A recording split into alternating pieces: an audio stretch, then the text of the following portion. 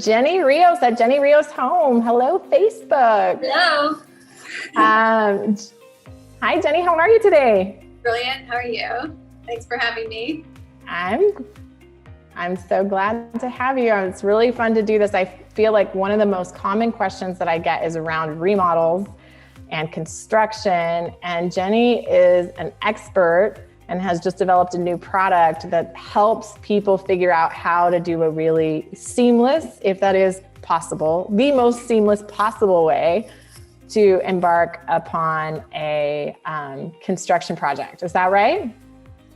Yeah, I mean, I guess the first thing is people often don't have priorities. So if you want to do everything, but you're not sure what you can afford, like let's figure out what's important first, always. So for sure, like let's just identify what your priorities are and your goals first. Then we'll kind of create do early design ideas and create a full budget for everything on your wish list. And then we'll kind of regroup and create a hiring strategy for, like what makes sense. So for the same reasons that you wouldn't hire Frank Gehry to design your bathroom, you would want to hire the correct person for the job, right? So that's the strategy, is that you like have an idea of what you're doing before you lift a hammer or hire a contractor or hire the wrong person.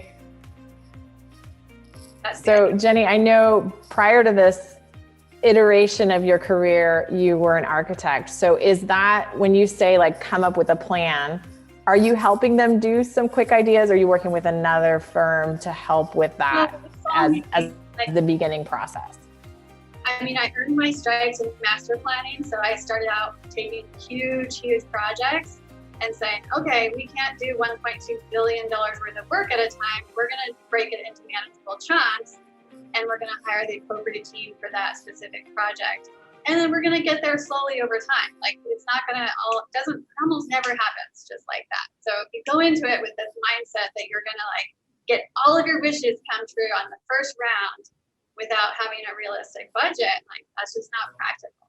So I'm trying to like help people kind of shift your thinking into like what's possible and like how to get the most value out of every dollar. Does that make sense? Got it. So you help them come up with the plan, and then an architect is brought in at that time or later? It depends on the project. Many projects can't afford or don't make sense to have an architect or a designer. So if you don't know what you need and you just hire an architect, you might be spending a lot of money. I've seen it happen where people go, oh, I just spent $50,000 on design to find out I can't afford any of that design. And now I'm out $50K. And I'm like, that's so sad and painful to listen to. Like, let's figure out like what you can afford. And then you can either save for something bigger or and hire the right people. So some people say, oh, I already know what I want. I just want to hire the contractor. I wouldn't mind consulting with a designer for a few things. Okay, let's find you that designer that's going to help you like get over the hump and get your biggest questions answered. So that's the idea. It's a strategy that's just like more organized and grounded. So you're bringing in the right tradespeople, whether it's an architect, a contractor, or a designer if needed, depending on the size of the project, because you know all the right people, right? So you can talk to somebody and say like, okay, what do you want to do? And then like, this is the right team for you. Yeah, I mean, this is really geared towards projects that are under $1 million. I mean, I work on projects $1 million to 30 million plus, but most people are in that under 1 million range. And that's where it gets a little dicey because you're like trying to save money and you don't want to make the wrong decision. And sometimes you make shortcuts that end up costing a bunch of money that you really should have put towards construction or some other. You would have maybe in hindsight, you would have used that money differently had you known. So that's what we're trying to just figure out like what makes sense for you and your specific project. It's not like a formula that makes sense for everybody. I can't be like, this is what everybody should do. Like, I need to know what's specific to you and like what's important to you, Ruth, and your priorities, your goals, your budget. Given that scenario, then I make a strategy for you. That's the service.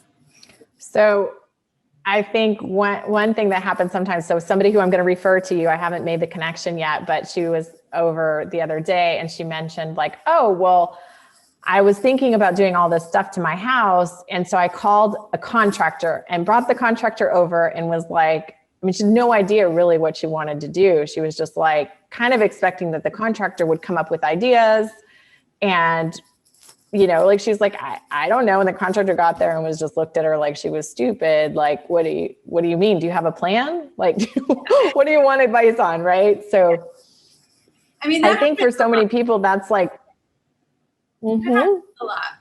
And if you don't know any better, how would you know any different? Right. Like you would just be like, I think I want a retaining wall, but let's narrow down to what you really need and hire the correct people for that.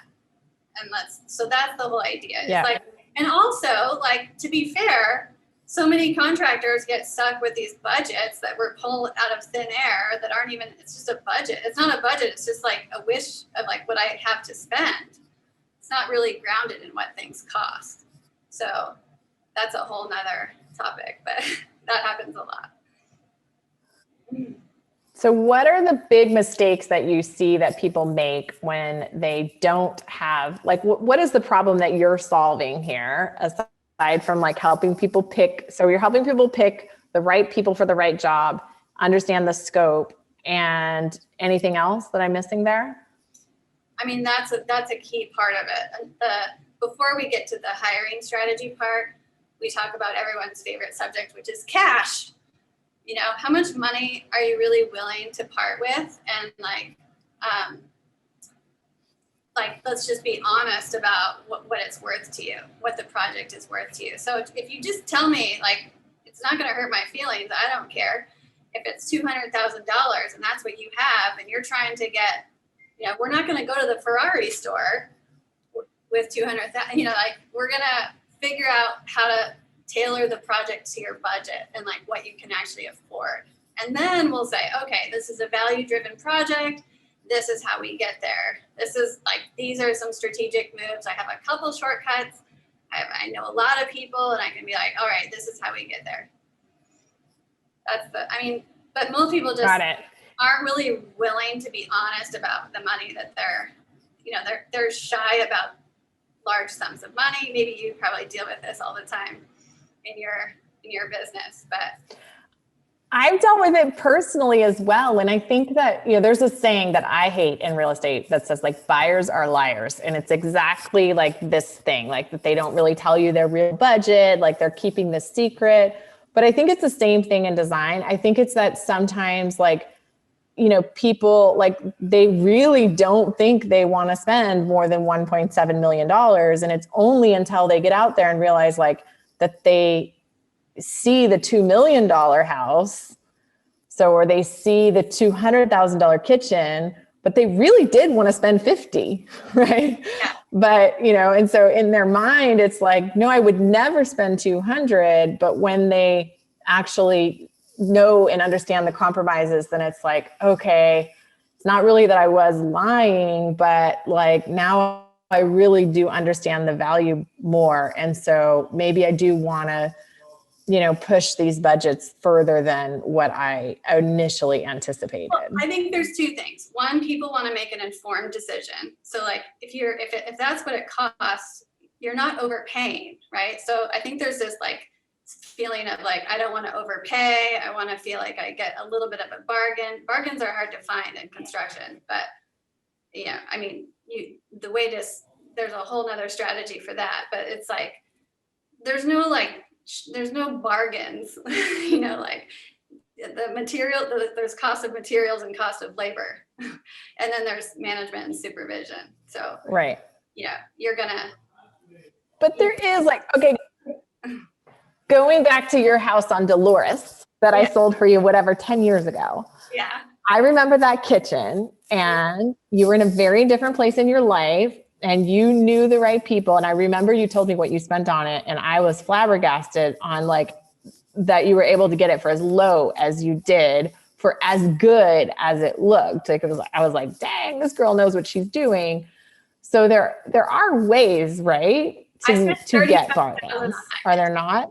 I spent 35, if I recall, on that kitchen. Which was, yeah, amazing. and it looked like, 75 or 100, right? It looked fantastic. Thanks. I mean, I did all so that. So how did you do it? I mean, I planned it out way in advance. Also, like, I did the design. I knew what I was doing. I knew what I was willing to save on and splurge on. I really wanted cabinets. I got everything that I wanted, but I was super strategic about it. I was just like, I'm gonna pay. And I also shopped it. I talked to a lot of people and I did my research. And I still do that. I'm always asking people, what does that cost? What does that cost? How do you do that? Is it really that? Or is there like, people are like, why? You're so curious about what things cost. I'm like, because I want to know, like, that's what I do. That's what I offer for my clients. And most people want to know that they're not overpaying, mostly, that it's like a competitive price, that it's a fair price. That's really what it boils down to. So I think that's the value, is to just have someone in your corner that's looking out for you. Because I think the other thing that can happen, I mean, I love what you said about, figuring out the whole picture from day one, because it's so easy to build a kitchen only to realize that later you wanted to expand the living room. And if you would have only put in a structural support beam when you had the kitchen opened up, that you would have had that ability. But now that you just built this really expensive kitchen, you're not going to tear out the kitchen in order to do that. And so you're stuck not being able to get the backyard that you wanted or the extension that you wanted. I mean, I would say that's one of my superpowers, is like phasing work, because myself, like, I can almost never afford the whole project that I want to do, but I phase it out. So I'm like, okay, if this is my grand scheme, this is my grand plan, I'm going to put it into manageable chunks. I do like $10,000 to $30,000 at a time, and it all builds on each other. And I have the vision and I know what I'm doing. And I group projects into logical sequences. And I go, okay, I can't do it all now, but I know what I'm doing. So I'm going to do it in sequence, and I'm not making expensive mistakes. So why wouldn't I offer that to everybody that I can, if I know how to do it? Right. So now that is what you're doing, right? Yeah, that's exactly what I'm doing. I'm like, pretend that I'm doing a project for myself and do it for others. That's amazing. And so if you're not, this is not a scripted interview. So, if you don't want to answer this, that's okay. But can you say, what does it cost for someone to hire you? Oh, well, now I have for 2 services. So I have my full service clients. That's 5 at a time. I only take 5 because that's the only way I can stay happy. And then my planning service is a flat fee, which is $10K. So for $10K, you get a project plan, a game plan, I call it.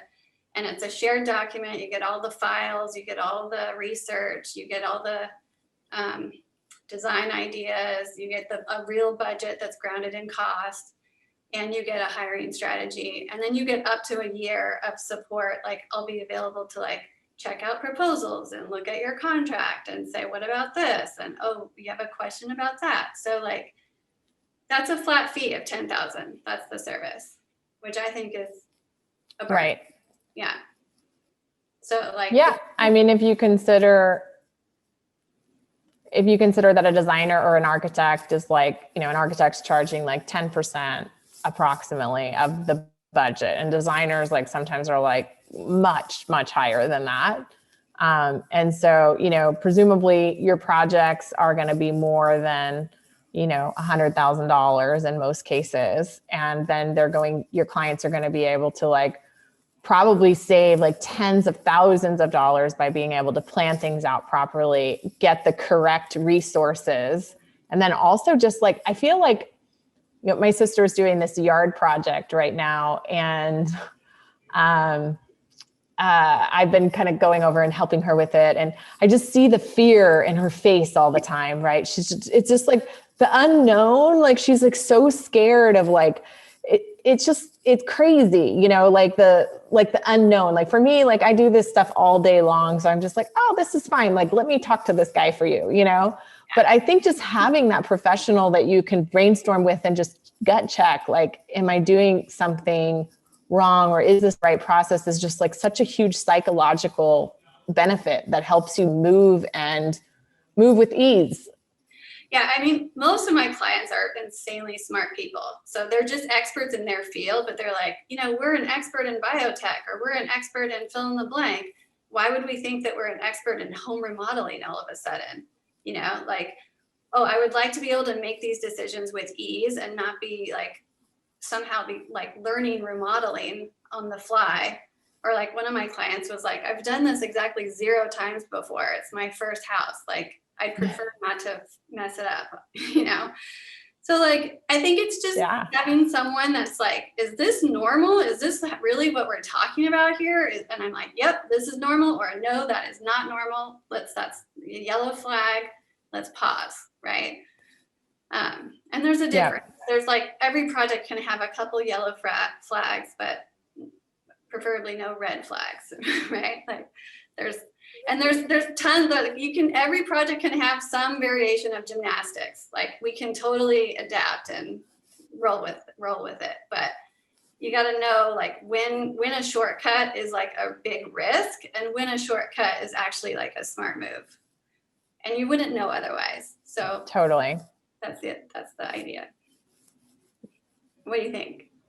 I wanted to go back. I wanted to go back to something you said about record keeping. So Jenny is one of the most like organized and driven women that I've ever met. She's amazing. Yeah. And I was just having a call with a client who I put their house on the market, and it had a ton of interest, and it's actually very common. Jenny, you may or may not be shocked by this, but I will tell you, it's very common when I'm doing disclosures for a house and I pull the permit history, and oftentimes there are open permits, and the sellers had thought oftentimes that everything was closed. You know, they hired a contractor, they did the work, they were told that the permits were pulled, and they were never closed.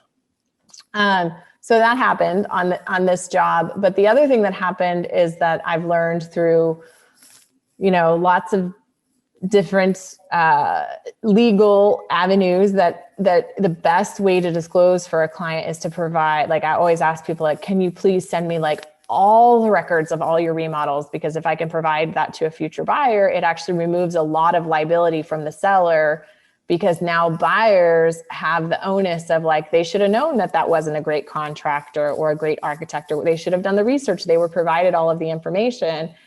And most of the time people don't have the records. So the client was mentioning to me, like, how were we supposed to know that we were supposed to keep these like copious records of our remodel when we were going through such a stressful situation? So I have a ton of templates that I have, but the main one that I use is just like a project file template. So for residential, it's super easy. It's like everything legal, and within legal includes like insurance, permits, everything that you would need from a legal perspective. And it has like a checklist in there and all the things that you need. The next one is budget, like everything that's budget related for taxes, right? Capital gains and everything that you spend, whether it's professional services or construction or vendors, et cetera.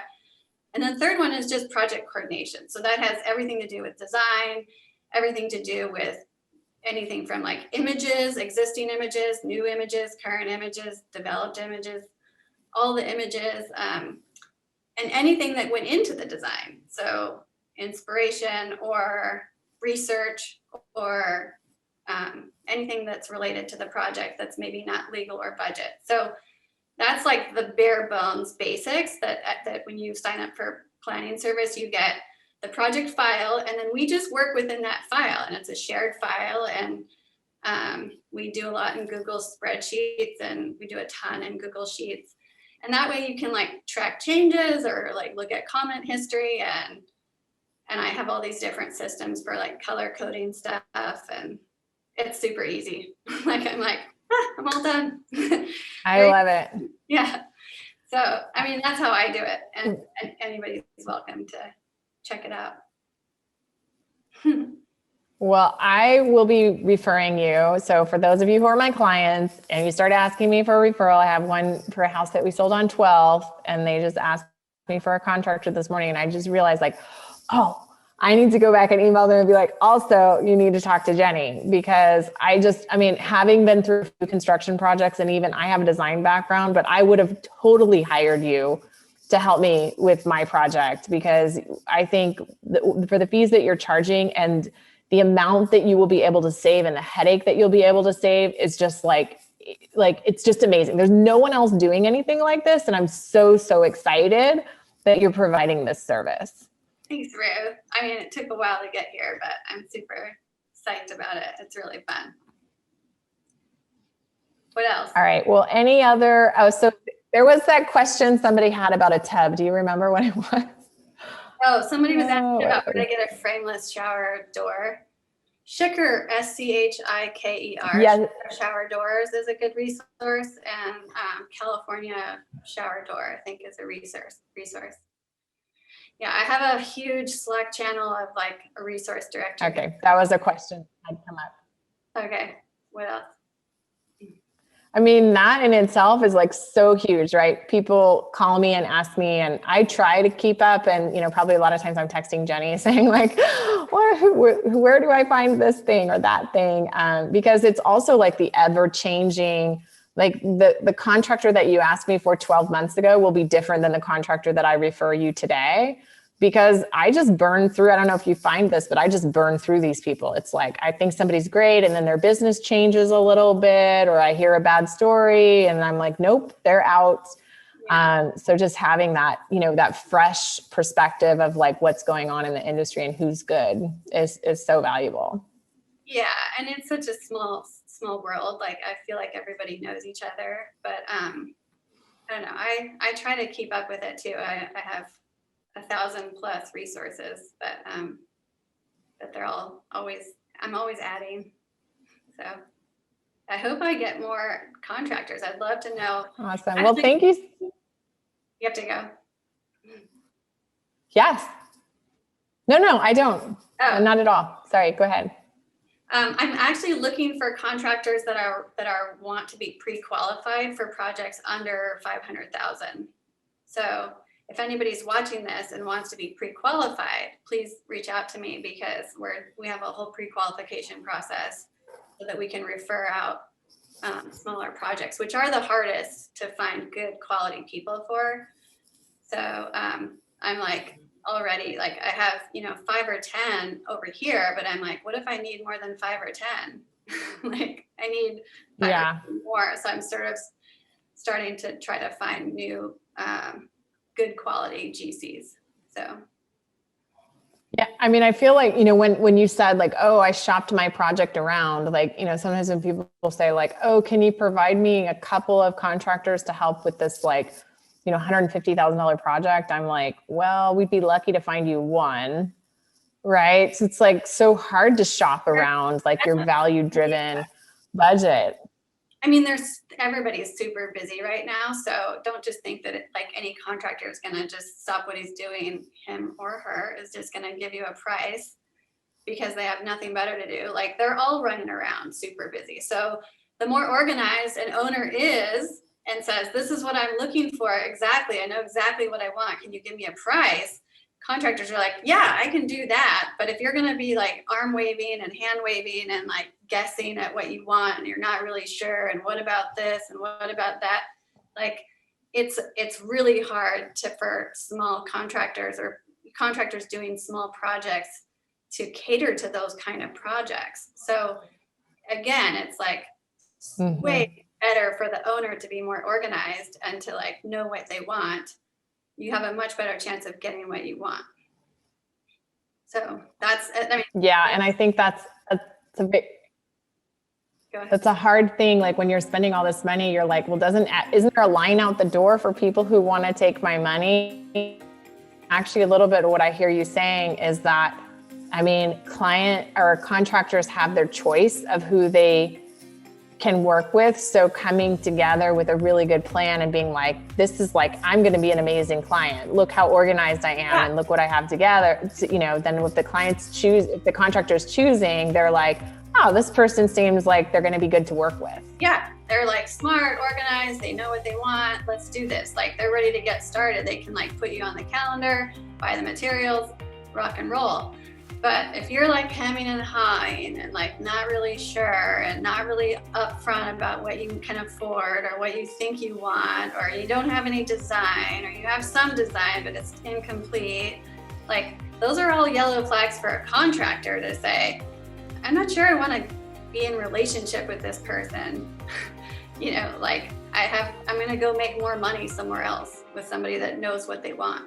Mm-hmm. So it's just like, you know, I mean, you get that, right? I mean, people don't think about it from the perspective, but that's if you know what you want, you have a much better chance of getting it and contracting for it. So that's a really good strategy.